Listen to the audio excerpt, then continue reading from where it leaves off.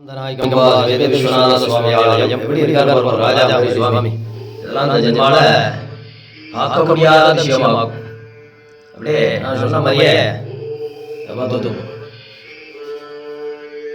4,16,00,000 ருத்ராட்சம் எப்படி சுவாமி மின்றாரு வரும். இது கிட்டத்தட்ட ஒரு வருஷமா இதை சொன்ன மாதிரியே காலங்களே உட்கார ஆரம்பிச்சு காலங்களே 8 மணிலேருந்து ஆரம்பிச்சு நைட்டு 6:30 மணி டெய்லி நடந்த சம்பவம் இது.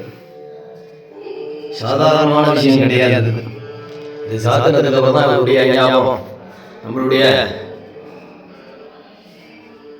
தெரிய ஆரம்பிச்சதா. இது என்ன வர முடியாதவர்களுக்காண்டி இதை தரிசனத்துக்காண்டி இந்த வீடியோ எடுத்துருக்காங்க.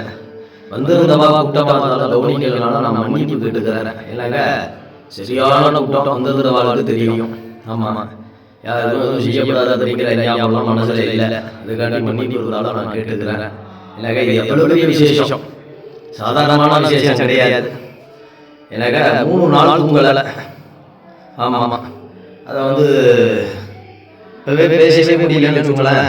அப்போ அந்த அளவுக்கு நம்ம போராடி இருக்காங்கல்ல. ஆமாம் அதனால காலம்பர என்னால் வேலை செய்யுமே அப்படிங்கிற ஞாபகம் இருந்த அளவுக்கு இருக்குது. ஆனால் அதை நான் யாரையும் காட்டி ரொம்ப நல்லா ரொம்ப திருப்தியாக இருந்தது. சாதாரணமான விஷயம் கிடையாது.